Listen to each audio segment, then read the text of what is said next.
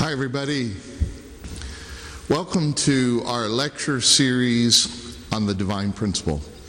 I'm going to be your lecturer for the next few lectures. My name is Reverend Kevin McCarthy, and I'm glad that you've made the decision to take a look at the divine principle.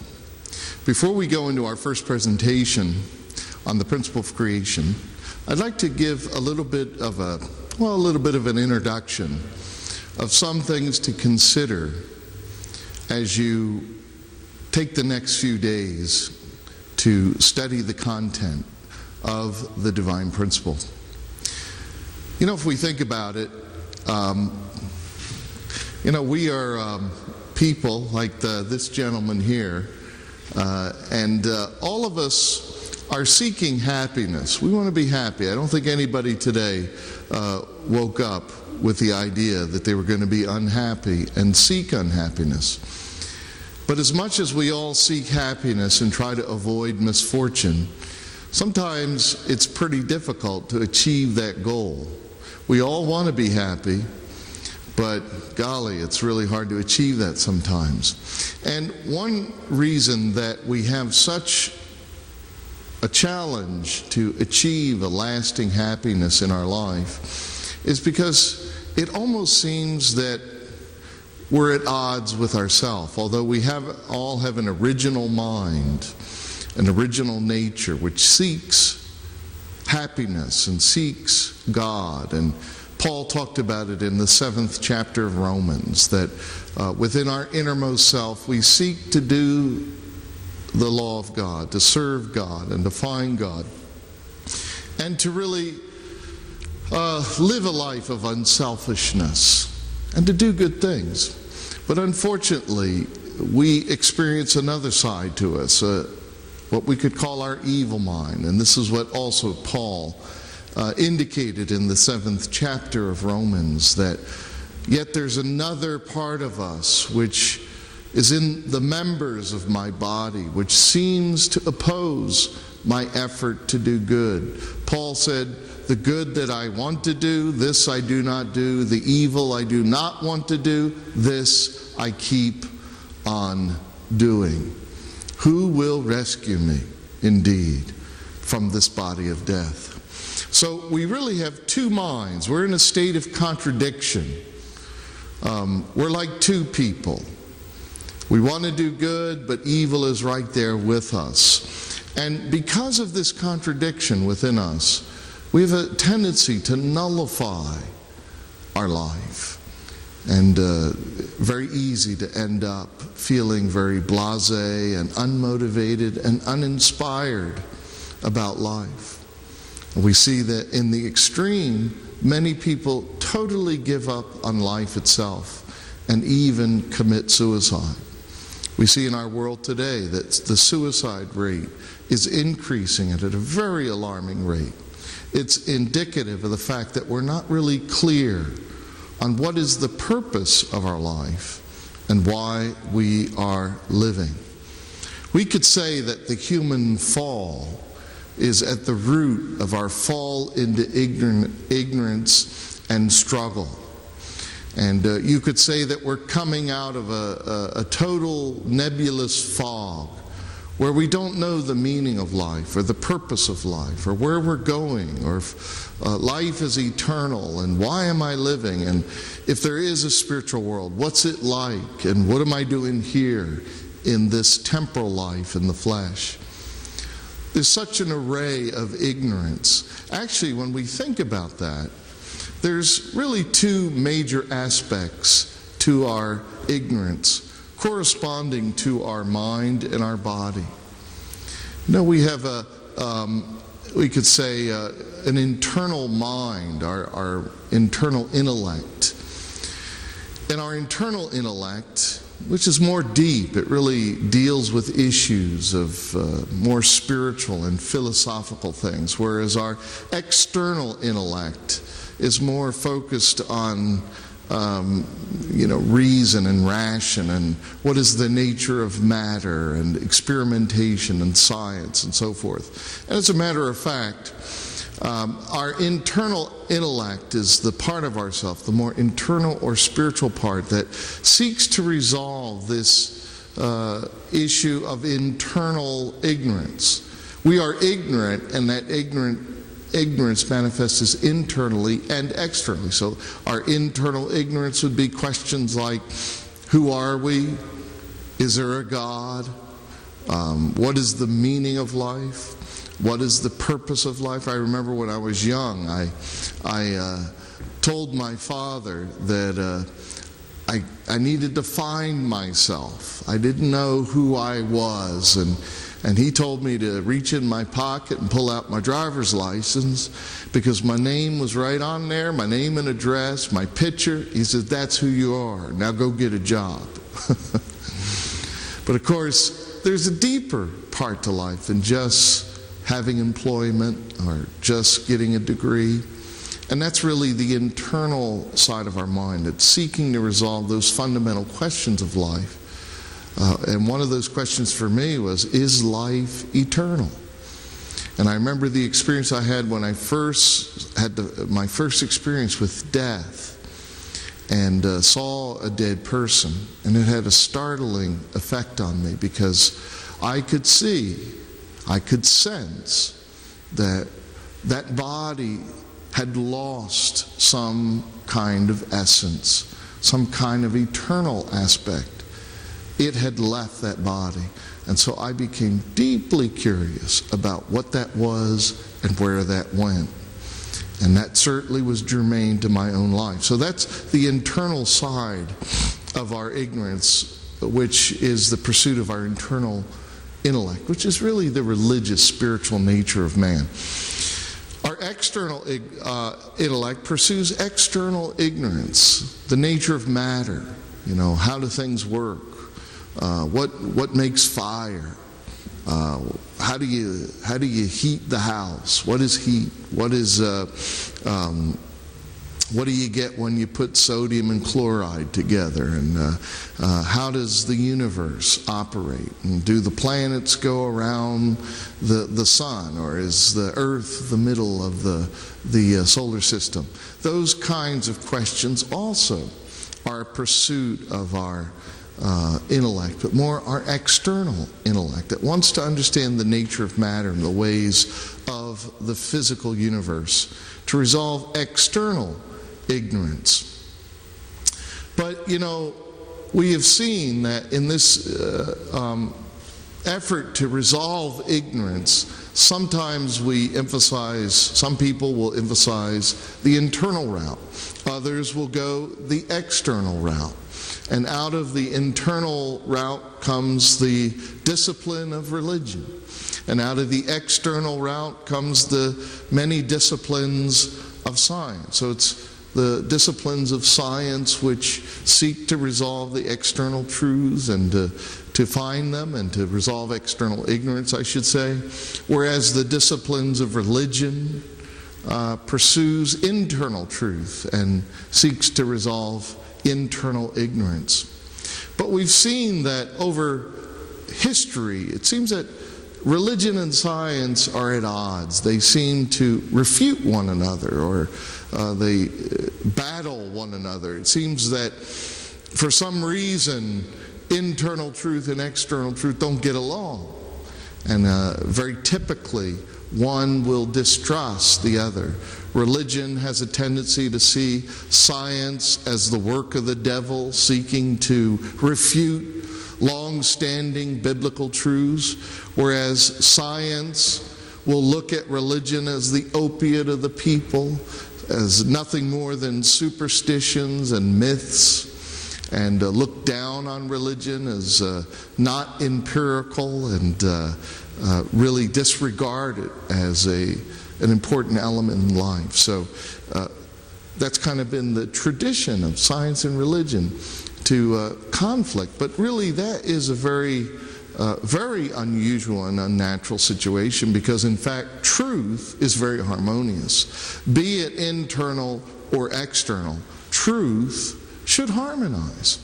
And so we say that in our time, as we've entered the 21st century, there's really a need for a new truth. a new truth that can lead us to a world of goodness. It's not a coincidence that most of the world's Christians are expecting the return of Christ. We feel certainly the year 2000 is a very, very significant and timely era in the providence of God. So to realize a world of goodness, we need truth. We need a higher and greater truth. Well, it's not non-biblical to expect such a thing, because we see in 1 Peter 1:5, for example, that it says that we are shielded with God's power until the coming of the salvation that is to be revealed in the last days. Well, what is that? That's the new truth that we're talking about. It's a greater truth, a higher truth. Just as Paul said that with our salvation comes a hope for a future glorification, the redemption of our bodies. And so we see that God is coming to complete His providence and to bring about a new age where we will beat our swords into plowshares and our spears into pruning hooks, where the knowledge of the Lord will cover the earth as the waters cover the sea. And that's really what new truth does. But new truth, in a practical sense, will be very comprehensive truth, because God created the world of science, and He created the world of religion. I don't mean He created science and religion, but God created the object of interest of science, the physical world, and natural laws and so forth were created by God, as are the internal laws of God. And those laws are not in contradiction, but they're in harmony. So certainly the completed truth, as Paul said, now we see but through a glass darkly, but then we will see clearly face to face. With the new truth, we will be able to understand clearly how internal and external truth relate together, how religion and science can harmonize. And you know what? When religion and science harmonize, it's not going to be religious science or scientific religion, but it'll be it'll be truth, something that will be unique and higher than the sum of the parts. The harmony of external truth and internal truth, and that ultimately that will be the resolution of our internal and external ignorance, which I think Paul is alluding to when he says, now through a glass darkly, but then we will be able to see clearly. And we will have the wherewithal and the tools to actually build God's kingdom. So what is the mission then of that truth? It's to bring unity, that we may be able to unify, and that God will be our God and we will be His people, and there'll be no weeping and wailing. We will be one family, and therefore all the competing religions and ideologies and philosophies will pass by the wayside, and we will have a clear understanding of our commonality as God's sons and daughters. We are one family. And that will be the prevailing spirit of that time, of that era that we are now entering. That new realm, that new dispensation of truth will bring about that environment. And so there'll be no more weeping and wailing, and death will be no more. Revelation promises us, because there'll be no more grounds for conflict. And ultimately, the conflict within the individual. Sometimes, I would say the more secular view is that somehow peace will come to the world and it'll trickle down to me. But really, God's way of bringing peace is to resolve the conflict within. Ultimately, as Jesus told us, that it's out of the heart come all iniquity. Ultimately, our heart has to be cleansed. Our heart has to be made anew in order to resolve this conflict within. And ultimately, all conflict in the world is an extension of this fundamental conflict within us. So, in this final age, we will be transformed from fallen people of contradiction and conflict to the original state where we have one parent, one God. We will be His people, and God will be our God. Ultimately, that is the age that we are entering today. And this divine principle message is ultimately concluding in that way, that to understand the meaning of our age, our time, in the light of God's providence. Well, we can see in our age today that we have tremendous problems in our society, rooted around the breakdown of the family. It is America's great moral and social crisis, the family. Well, the family is not a human invention. The family is something that is deeply rooted in God.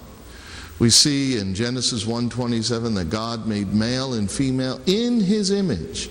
Male and female, in His image. So we see this pair system of man and woman, husband and wife, and the family. Something that is very much germane to the very nature of God.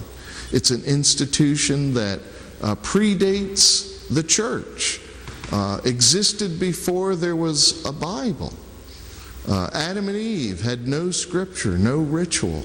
They walked and talked with God, and yet the institution of marriage and family was the bedrock institution in the Garden of Eden. And yet today, at the end of the age, we see that the family is breaking down and is today America's greatest moral and social problem. In 1965, President Lyndon Johnson spoke at Howard University, and he said this, and this is very true: the family is the cornerstone of our society. More than any other force, it shapes the attitude, the hopes, the ambitions, the values of the child. And when the family collapses, it is the children that are usually damaged. When it happens on a massive scale, the community itself is crippled. Now, why are we reading something from over 40 years ago? Well, it shows us that even back in the 60s, there was a clear understanding of the role of the family, and that the family, we can see from the 50s and increased, certainly in the 60s, was a key decade where the family and the commitment of men and women to one another as husbands and wives really declined and took a turn for the worse. We have been on a 40 or 50 year slide into social chaos, and we really have to take a look at what are some of the pressures and problems that have brought us to such a position of moral and social crisis. Let's look at some of these statistics. I think probably you've heard some of these, but it's good to be aware of it. From 1970 to 2000, we see that the rate of marriage declined by 1/3. Divorce rates have doubled over the course of 30 years, from 1970 to the year 2000. Married couples with children declined by 1/3. Out-of-wedlock births have tripled during this time. And cohabitations, couples living together without marriage, has increased. That's not 100%, that's 3 zeros, folks. 1,000% in this 30-year period. Now, this was statistics from the U.S. Bureau of Census. Now, we have to consider what are the implications of some of these things. Patrick Fagan from the Heritage Foundation said the following: in 1950, for every 100 children born, 12 entered a broken family. Today, for every 100 children born, 60 will enter a broken family. Each year, about 1 million children experience the divorce of their parents. 1.25 million are born out of wedlock, and another 1.4 million are aborted. Child abuse is growing steadily, and child sexual abuse is growing fastest of all. So we're seeing there are social consequences to the breakdown of the family, which in essence means that men and women are losing the ability to make lasting commitments to one another. Look at the results. What are the consequences of the breakdown of the family? We see that that it seriously damages the individual. It causes an undercurrent of a crippling of that individual's ability to go out and to commit and to achieve a successful and stable family. Divorce is the #1 cause of childhood depression, according to the National Institute of Child Health and Human Development. And in a 1994 study at Duke University, family breakdown, they found, is the #1 cause of suicide by young men. Dr. Gene Brody, in his book, The Study of Competence of Children and Families, stated that children of divorce are 5 times more likely to be suspended from school, 3 times as likely to need psychological counseling, and twice as likely to repeat a grade, are absent from school more, and late to school more often, and show many more health problems. So we can see that family breakdown has a consequence to young people and does serious damage to young people. And then, of course, it cripples them in their ability to make a stable and lasting family. 75% of all youth and substance abuse programs are children of family breakdown, single-parent homes. 63% of all youth suicides are young people who have experienced the divorce of their parents. 75% of all youth in correctional institutions, if you examine their home life, you will find that 75% have experienced the divorce of their parents or were raised by one adult who never married the other parent. Very, very tragic implications. 70% of all teen pregnancies. You go back and you examine the teens that are becoming pregnant, you will find the same circumstance, that there is a vicious cycle here of family breakdown. Family breakdown begatting more family breakdown. The vicious cycle, 85% of teen fathers abandon their child and its mother. So it extends to the next generation. And it destroys the community. This is a very staggering and sobering statistic. Again, Patrick Fagan of the Heritage Foundation, in his study on the breakdown of the family, found that when the number of single-parent families reaches around 30%, that community begins to break down and the rate of crime begins to soar. The community changes from a supportive environment to one that jeopardizes the development of children. Whenever there is too high a concentration of broken families in any community, that community will disintegrate.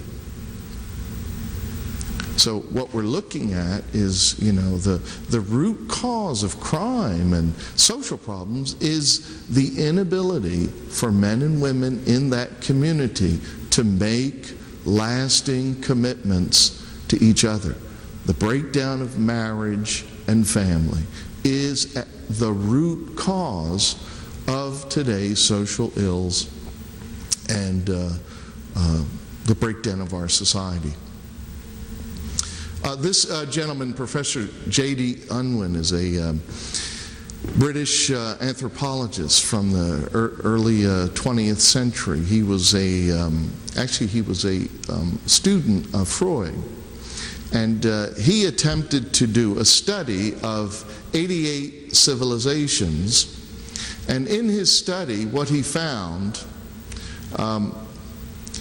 and it's rather interesting because his initial motive was to more or less prove that religious influence over the sexual relation had created an undue and negative pressure upon society. But what he found was the opposite, that wherever any civilization that emphasized strong family, marital fidelity, and a premarital abstinence was a nation or a civilization that would then be on the rise, would be a vibrant culture of art, science, and creativity, and would have the wherewithal to endure over time. Conversely, any civilization that embraced indiscriminate extramarital sexual relations resulted in men and women unable to commit to one another. Family breakdown became prevalent. Premarital sexual relations becomes the norm. Any civilization that embraced that type of style then declined very rapidly within 3 generations. And there were no exceptions in his study. No exceptions. Every civilization that displayed these characteristics declined within 3 generations. No exceptions. Any civilization that embraced a premarital abstinence and marital fidelity then became cultures and civilizations that were vibrant, productive, and enduring. It's not a coincidence. It's a fundamental principle to life. Dr. Unwin's study, very, very, very instructive for our time today. We have to also look at the situation of the church, because the church is being challenged. We see in a study that was done that 67% of Americans believe that sex is permissible outside of marriage. And as a result of that, fewer and fewer clergy are willing to preach about marital fidelity and premarital abstinence. The idea that kids are going to have sex, the young people are going to have sex, and just to acquiesce to it is the contemporary wisdom. But it is extremely faulty. 56% of single fundamentalists engage in sex outside of marriage. It is becoming more and more common. 66% of single Catholics engage in sex outside of marriage. And it is a growing problem for the clergy as well. As a matter of fact, in 1988, Leadership magazine did a study of 1,000 clergy, and out of 1,000 clergy, over 20% were willing to admit to an adulterous affair while they were ensconced in the pulpit of a church. While they were leading a church community, they engaged in an adulterous affair. Now, that's 20% admitted. That doesn't mean that it was just 20%. I'm sure there was many out of that 1,000 that were unwilling to admit it. This is a serious problem amongst the clergy. Even though Paul told us in 1 Corinthians that we should flee from sexual immorality, that he who sins, all other sins are outside the body, but he who sins sexually sins against his own body. And yet the frequency of sexual sin, sexual immorality, and the breakdown of the family are very much related to the fact that the church is losing its moral authority to guide society away from the problem, out of the problem. A national survey of Christians indicates that born-again Christians have a slightly greater probability of divorce at 27% than the rest of society at 24%. This is a study by George Barna. It's very amazing numbers. So we can see that this is a problem in the church and outside the church, and we need to find a solution. Certainly in the news, we've been hearing a lot. Church scandals, the televangelist scandals and so many sexual problems inside the church. And this really does tremendous damage, because really it is the spiritual leaders of the nation that should exemplify the standard, not just preach about it, but really show an example of commitment between man and woman, husband and wife, and to really show the beauty and benefit of creating family units and demonstrate that benefit to society, and why a stable society is absolutely dependent upon the stable families within that society. Family relationships are relationships which are grounded in spiritual law. Again, they're not institutions that are created by man, but they're based upon biblical principles, yes, but even more than biblical principles, because they predate the Bible. God created man and woman in His image in the Garden of Eden, even before there was a Bible, a church, a denomination. Adam and Eve walked and talked with God. So this principle of the relationship of a committed man and woman is really a divine design that reflects the very design of God Himself. It's not the invention of a social custom or of human reason. And so it cannot be violated without destructive results. This is really what we are concluding here in this introduction, that society and individuals experience tremendous negative consequences as this fundamental institution falls apart. God wants to restore the family. He wants to empower and restore it. And new truth is coming. You know, we want to live in a world of peace. And that's something that everyone is longing to achieve. But you know, we need principles. And in the principles of creation, we see that the pair system is fundamental. We said earlier that a world of peace will be the result of resolving the issue of conflict within. The next step of resolving that conflict is between men and women, so that men and women can stand together as the image of God and form families. Just as we see the pair system in all things in creation, men and women are to stand in front of God as committed husbands and wives. And the family, God-centered family, becomes the cornerstone of society. And thus, it's the God-centered family that really is the cornerstone for our hopes for peace. Can you read what that says?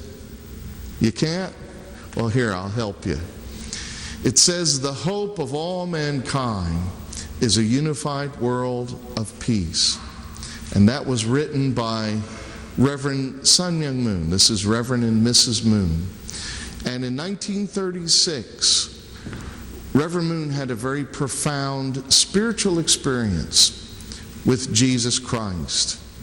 And from that time, he was guided to study the Word of God and to prepare himself for a great mission in a great era.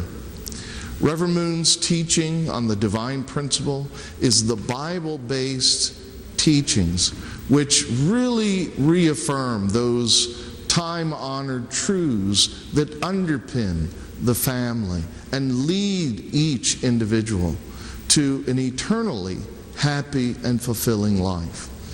In this lecture series, we will cover several important topics, from the principle of creation to the fall of man and how we lost the original ideal. And then we will study God's effort through history to restore mankind, and how the Messiah, the Christ, becomes the central figure to that hoped-for change. We will study the history of Israel, the foundation that God made for Christ to come into the world. And we'll study also the mission of Jesus and the foundation that was laid 2,000 years ago. We'll also see how God has worked to prepare the world the last 2,000 years. And finally, we will come to our age in the light of God's providence. And we will find out, as we all felt when the clock ticked and the year 2000 was upon us, we felt that our time is very significant in the providence of God.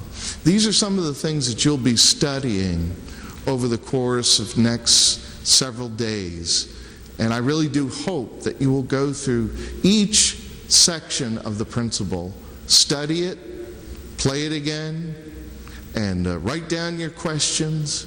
And I hope that you will find it tremendously informative, inspiring, and become a guide for your life, so that you can, as a person, find happiness within yourself, and as a husband or wife, can give more to your spouse and form a family of happiness, unity, and joy.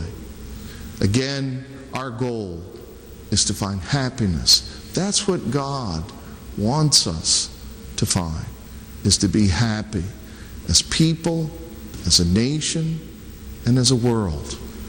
We all long for a unified world of peace where we stand as one family. And that's what this teaching is about. So I hope that you will find it stimulating, inspiring, and exciting. So God bless you, and good luck as you now begin your study of the divine principle. Thank you very much, and God bless you.